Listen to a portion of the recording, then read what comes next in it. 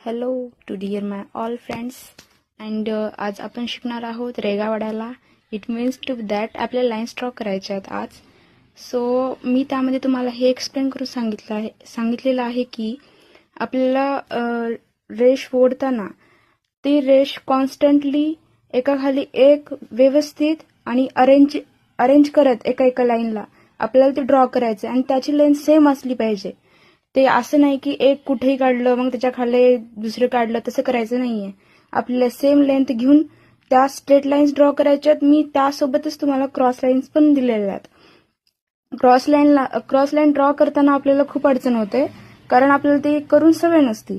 Cross lines मध्ये कसं करायचं, पहिल्यांदा फक्त दोनच वेळेस लाईन्स ड्रॉ करायच्या, म्हणजे त्यापासून आपल्याला कन्सिस्टन्सी समजत जाते की आपण किती कन्सिस्टन्सली रेष ओढू शकतो. त्यामुळे त्याची